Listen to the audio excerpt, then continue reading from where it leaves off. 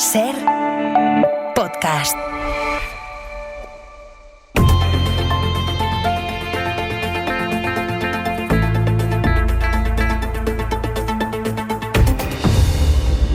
Elma Saiz es la nueva ministra portavoz y también ministra de Inclusión, Seguridad Social y Migraciones. Señora Saiz, ministra, ¿qué tal? Buenos días. ¿Qué tal? Buenos días. ¿Qué tal estos primeros días como portavoz? Bueno, pues sí, intensos, pero pues es un verdadero honor el poner voz y el contar la cantidad de cosas que está haciendo este gobierno. Aunque no es seguramente el mejor momento político para el gobierno. ¿Cómo es eso de ser la portavoz de un gobierno que no ha podido aprobar los presupuestos y no tiene claro que vaya a poder aprobar los próximos? Bueno, fíjese, asumo esta tarea como lo que es, con una grandísima responsabilidad en un momento importantísimo. Un momento además que comparto su reflexión, un momento, bueno, pues ciertamente oscuro y dificultoso, ¿no? Pero donde es más importante que nunca poner voz a todas las medidas que está poniendo en marcha este gobierno de coalición progresista, que está respondiendo a los desafíos que afronta la ciudadanía y que está siendo ejerciendo un importante liderazgo internacional, siendo un faro para muchos otros gobiernos y además con unos resultados que así lo atestiguan. Así que con responsabilidad, con un compromiso con la verdad, con la transparencia, con algo que para mí está intrínseco a cualquier responsabilidad política como es la rendición de cuentas, pero también con el orgullo de tener mucho que contar cada día, cada martes, no solo en el Consejo de Ministros, con todas las medidas que están haciendo que crezcamos como país, que reduzcamos brechas de desigualdad y también ejerciendo un liderazgo internacional en favor de la paz. Pero, ministra, sin presupuestos, ¿qué medidas? Por ejemplo, el último Consejo de Ministros, el de la semana pasada, ustedes aprobaron unas medidas que son muy importantes, de mucho alcance social, el llamado escudo social. Sin embargo, eso tienen que convalidarlo dentro de 30 días en el Congreso y ni siquiera para eso está garantizado que tengan el apoyo. ¿Qué medidas, si no hay la ambición de un presupuesto, la exigencia constitucional de aprobar un presupuesto, o que en cada decreto se encuentran con las dificultades que tienen, por ejemplo, con que acaban de aprobar del escudo social? Fíjese, yo creo que la ciudadanía y quien nos escucha tiene que ser consciente de todo lo que estamos haciendo con unos presupuestos prorrogados. Cuando hablamos de presupuestos, a mí me parece muy importante diferenciar, porque presupuestos pueden ser muchos. Presupuestos presentan muchos gobiernos, pero hay presupuestos que llevan unos recortes en derechos, hay presupuestos que no llevan ningún tipo de partida en avance, en protección social, y hay unos presupuestos que están prorrogados y que nos están permitiendo medidas tan importantes como las del pasado martes 23, revalorizar pensiones, prorrogar un escudo social, llevar nada más y nada menos que más de 3.000 millones con una medida del Ministerio de Transportes que ahonda y que profundiza en la cohesión social, en la cohesión territorial de nuestro país. No es lo mismo cualquier tipo de proyecto de presupuestos.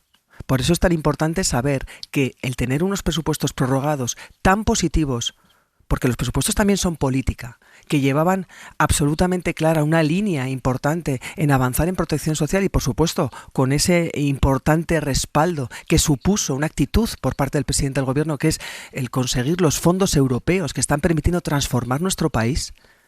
Eso es lo que estamos haciendo. Eso nos lo permite esos presupuestos prorrogados. Pero también, dicho esto, somos conscientes, tenemos un compromiso y vamos a presentar un nuevo proyecto de presupuestos. Bueno, es que no vale cualquier cosa. Un proyecto de presupuestos bueno, que siga en la línea en la que estamos y en la que evidentemente, pues apelaré a la responsabilidad de los grupos políticos para estar al lado de un buen proyecto de presupuestos que siga teniendo muy claro cuáles son las líneas, porque sabemos dónde estamos, hemos alcanzado muchos objetivos, pero todavía no hemos llegado donde queremos llegar como país. Todavía quedan muchos desafíos por solventar. ¿Tienen fecha de cuándo los presentarán?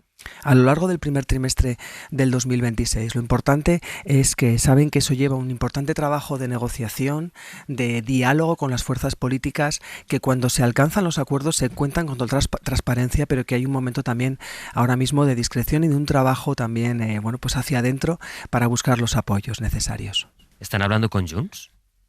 Bueno, como sabe, este es el gobierno del diálogo y es un gobierno que mantiene una actitud constante de diálogo con todas las fuerzas políticas. Y también somos conscientes, ¿no?, que hay fuerzas políticas que así lo han manifestado y que esperan que se cumplan los acuerdos. Eso es en lo que estamos trabajando, en lo que depende de nosotros mismos, en cumplir y en llegar, cuando los acuerdos se cumplen, cuando se alcanza el final. Y eso es lo que estamos haciendo. No me ha dicho que no. Bueno, como saben, la propia formación ha dicho que las relaciones están rotas. En lo que trabajamos todos los días es en recobrar la confianza de las fuerzas políticas que sustentan y que respaldan día a día, semana a semana, las diferentes propuestas que se llevan. ¿Qué es lo que está pasando? Es lo que vemos que todas las semanas pues hay respaldo y, por ejemplo, sin ir más lejos, no hace ni un mes que se convalidó esa ampliación a 19 semanas de los permisos de maternidad y paternidad, y eso es lo que estamos haciendo todos los días, trabajar por cumplir los acuerdos y por buscar acuerdos en torno a buenas medidas que mejoren la vida de la gente. Si esos presupuestos no salen adelante, ¿caerá la legislatura? De ninguna manera. Tenemos mucho por delante. Y yo creo que es importante que lo veamos. El de seguir desplegando, por ejemplo, un escudo social como el que estamos haciendo, el llevar, el presentar medidas tan importantes en materia de vivienda, siendo muy conscientes que tenemos ese desafío por delante, que afecta a los jóvenes, que afecta a familias, que tenemos que seguir insistiendo en cambiar el paradigma, el cambiar el modelo, en dejar de hablar de la vivienda como un negocio para hablar como un derecho, con iniciativas tan importantes como Casa 47, esa empresa pública para trabajar y para dar respuesta desde lo público al derecho a la vivienda. Eso es lo que estamos haciendo. Y esta legislatura tiene que continuar porque tenemos mucho que hacer todavía. Y además, bueno, como sabe, las legislaturas son de 4 años y estamos pudiendo llevar a cabo esta agenda social tan importante. Honestamente, ministra, sin presupuestos, con Sumar pidiendo cambios dentro del gobierno, con los socios apretando, con el caso Ábalos, con el caso Leire, con el caso Koldo, con el caso Cerdán, ¿cree de verdad que la legislatura es viable? No solamente lo creo, sino que insisto en que lo estamos demostrando. Cuando vemos que todas las semanas se revisa al alza la previsión de crecimiento de nuestro país, cuando vemos que seguimos reduciendo los índices de pobreza, que la temporalidad está en cifras más bajas, que miramos, que la serie histórica, que miramos a los ojos a los 22 millones de afiliados, que diferentes publicaciones de reconocido prestigio internacional ponen en valor no solamente la receta de España, sino la propia figura del presidente. Esa es la realidad de España.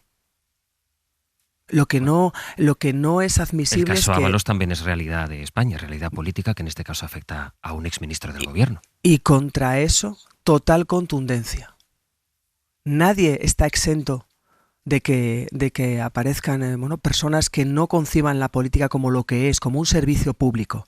Y frente a eso, es importante cómo se actúa con total contundencia, colaboración con la justicia, presentando y poniendo encima de la mesa un plan de Estado contra la corrupción, porque somos muy conscientes de que la corrupción produce desafección. Mire, acabamos de vivir unas elecciones en Extremadura, unas elecciones absolutamente innecesarias, que se presentaron a la sociedad extremeña como la solución no sé muy bien a qué, y lo que se ha conseguido es la participación más baja de la historia y que se haya duplicado la presencia de la ultraderecha en el Parlamento extremeño. Eso no es bueno para la ciudadanía extremeña.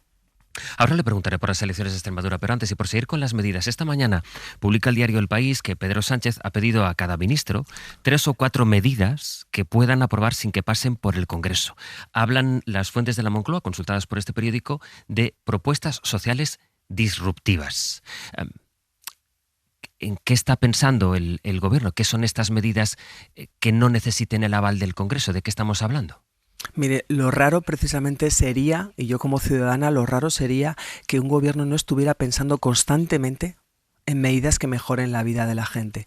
Y yo, personalmente, ahora le hablo como ministra de Seguridad Social, de Inclusión y de Migraciones, desde que asumí esta gran responsabilidad, no he hecho otra cosa que pensar en medidas sociales que mejoren la vida de la gente. Y ahí están los datos.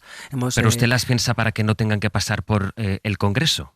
Bueno, yo creo que es importante que seamos conscientes de cómo es nuestra composición y cómo es, me voy a poner un poco jurídica, pero hay cuestiones que no necesitan un rango de ley. Hay mucho que se puede hacer para mejorar la vida de la gente y que tiene, por ejemplo, un rango reglamentario, que son medidas que no tienen que ser convalidadas por el Congreso de los Diputados. Eso no las convierte en malas medidas, todo lo contrario. Se pueden hacer muchas cosas sin tener que tener el rango legislativo. Otra cosa es que hay leyes importantes, leyes fundamentales. Incluso, fíjese, hemos llegado hasta modificar la Constitución en esta legislatura en favor de la gente.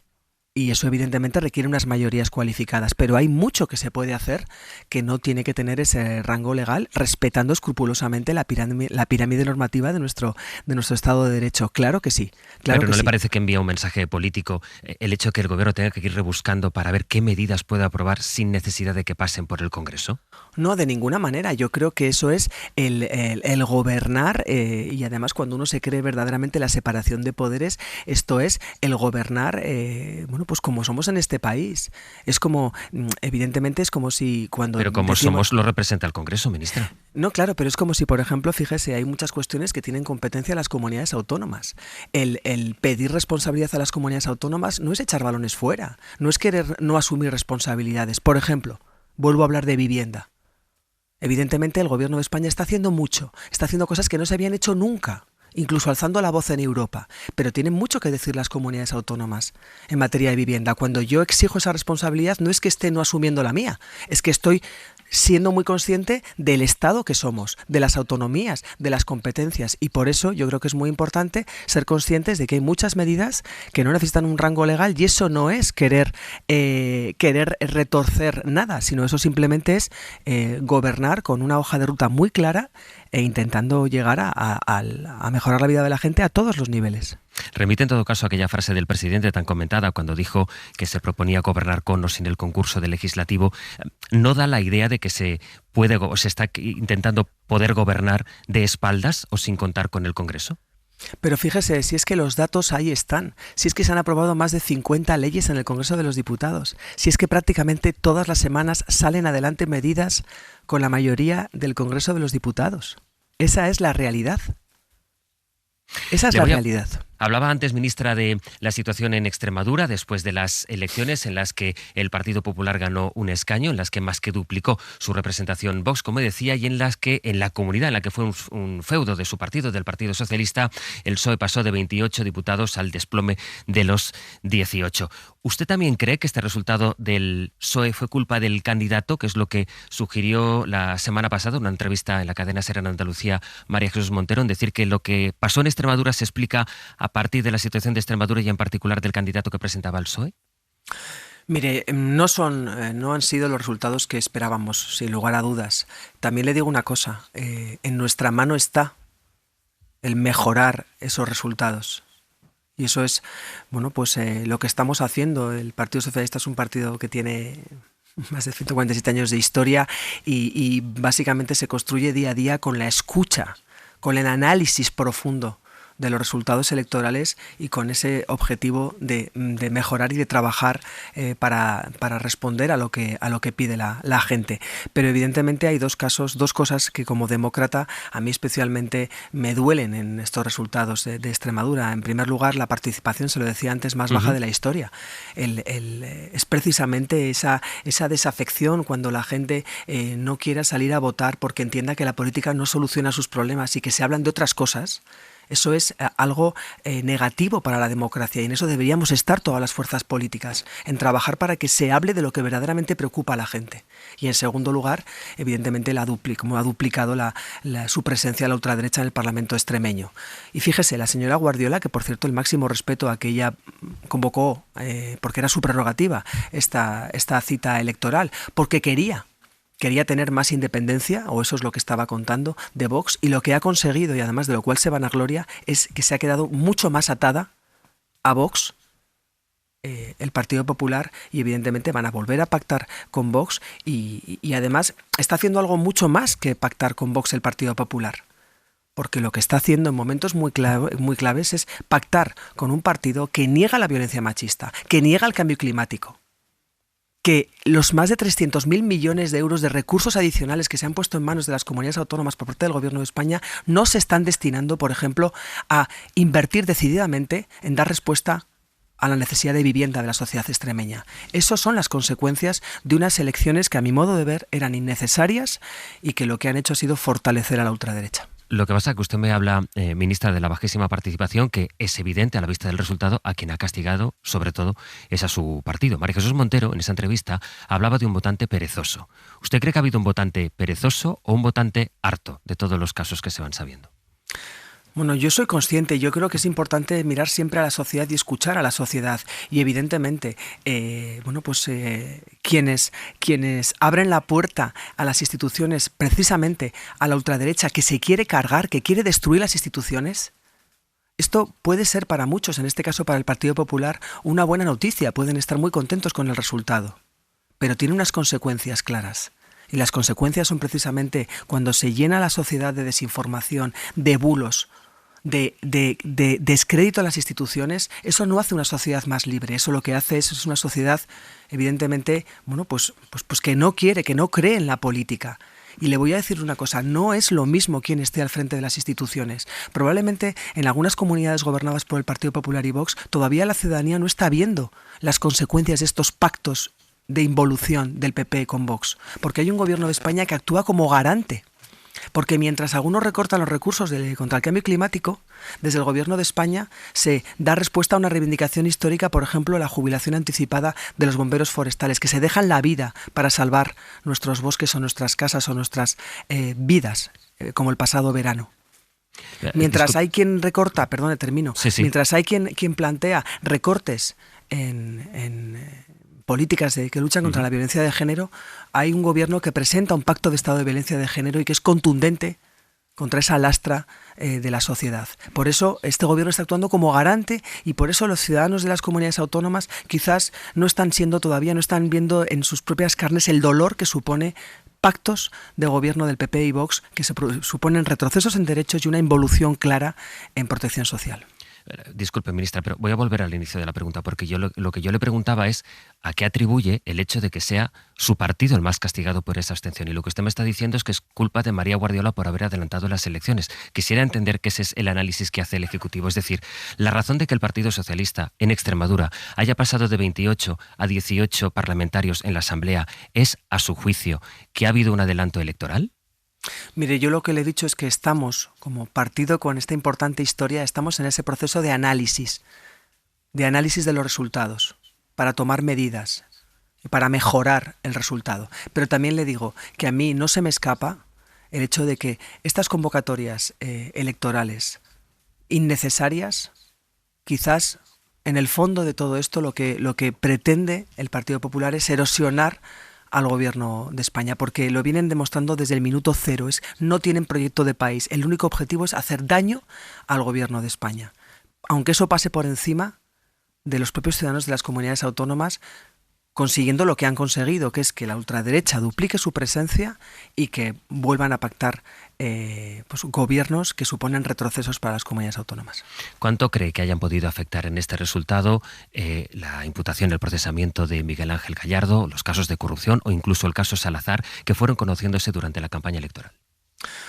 Bueno, yo creo que es importante que hay un modus operandi de deshumanización del candidato por parte de la derecha. Yo quiero recordar que el señor Gallardo, fue elegido, quien tiene la voz en el Partido Socialista es la militancia, ha sido también alcalde de su localidad, ha sido presidente de la Diputación y tiene, yo creo que habría que apelar a a luchar contra esa deshumanización que llegamos a ver propiamente de los candidatos o de los líderes políticos, que es en lo que está permanentemente el Partido Popular. Cuando no se tiene proyecto y lo que se hace es una persecución absoluta buscando, como le digo, la deshumanización de los líderes, eso evidentemente hace daño. Pero insisto, estamos en este momento de escucha y de análisis de resultados y es muy importante cómo desde el gobierno de España se está siendo garante de los derechos que pretende dañar la ultraderecha.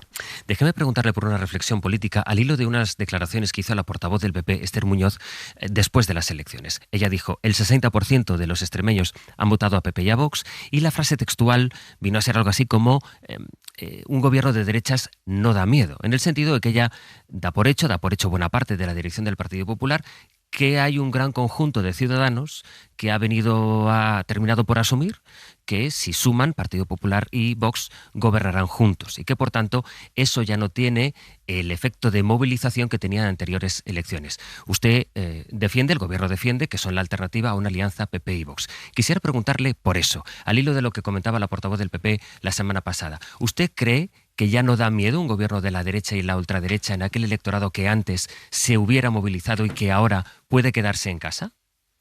Pues fíjese, voy a poner un ejemplo muy claro por ejemplo, con las pensiones, ¿no? Cuando se pone encima de la mesa revalorizar las pensiones conforme al IPC y que eso esté garantizado por ley, vamos a ver qué pasó el año pasado por estas fechas. Cómo el Partido Popular, porque se planteaba esa votación como hacer daño al gobierno, lo que hizo fue alterar el sueño ante la preocupación de más de 9 millones de pensionistas, jugando, no le digo ya con sus sentimientos, sino jugando con su realidad para poder hacer frente a la subida de la cesta de la compra. Eso es lo que está pasando, que frente a propuestas que mejoran la vida de la gente, porque evidentemente en Extremadura, ahora que ha sido las elecciones en Extremadura, hay un importante número de pensionistas que tienen esa garantía, porque hay un gobierno de España que respalda y que considera de justicia social que sus pensiones están revalorizadas, pues el Partido Popular se puede permitir el lujo de jugar precisamente con esos pensionistas. Por eso le decía que quizás los ciudadanos de las comunidades autónomas no están viendo en sus propias carnes, no están sintiendo todavía pues ese dolor que supone los pactos del Partido Popular o las condiciones que Vox y que el Partido Popular asume y se vanagloria de asumir para llegar a acuerdos en las comunidades autónomas. Como les decía, he dicho en alguna ocasión, derechos por presupuestos. Está muy bien alcanzar un acuerdo presupuestario, pero ¿a cambio de qué? ¿A qué precio? ¿Qué derechos se van a conculcar? ¿Qué es lo que pasa? Que el gobierno de España está ahí y va a seguir estando para seguir respondiendo a las necesidades del país, mejorando la vida de la gente. Por eso decía que me parece que hay cierta distorsión en este tipo de políticas, ¿no? 300.000 millones de euros, más recursos que nunca, y las comunidades autónomas no están gobernadas por el PP, no están dando respuesta a la vivienda, a la sanidad pública, no están aprovechando para fortalecer los servicios públicos, están aprovechando para bajar los impuestos a quienes más tienen. Por ejemplo, en Madrid. Déjeme preguntarle ya que es usted responsable también de migraciones, por un caso del que estamos hablando desde el día en que se produjo el desalojo, que es el caso de Badalona, con esas personas que siguen. Hay 150, contábamos esta mañana a primera hora, que ya han sido reubicadas, pero hay mucha gente que sigue pasando estas noches de frío y de agua a la intemperie o bajo un puente en Badalona. ¿Qué es lo que va a hacer su ministerio ante esta situación? Fíjese, este es un claro ejemplo de lo que supone que no es lo mismo tener presupuestos, depende del tipo de presupuestos. El señor Albiol, en el Ayuntamiento de Badalona, lleva varios años con un superávit de más de 60 millones de euros. Y fíjese, en un ejercicio de inhumanidad, de racismo y de xenofobia, en pleno mes de diciembre, y solo por el origen de estas personas, dejando dormir en la calle a todas estas personas, familias, niños. ¿Ve cómo no es lo mismo? Y eso, ante el silencio atronador del señor Feijóo, el moderado, que es incapaz de decir nada con este tipo de actitudes del alcalde de Badalona, que por cierto no es la primera vez que tiene actitudes de este tipo. Quiero recordar que su campaña era limpiando Badalona. Entiendo que de inmigrantes. Dicho esto... No digo, ministra, que sea lo mismo. Simplemente digo que hay una obligación constitucional que es la de presentar los presupuestos. No digo que sea lo mismo. No. Pero bueno, que me refiero que se puede, fíjese cómo se puede hacer antipolítica con un superávit. Pero que presentar los presupuestos no es una opción, es una obligación. No, es una obligación constitucional y la vamos a cumplir.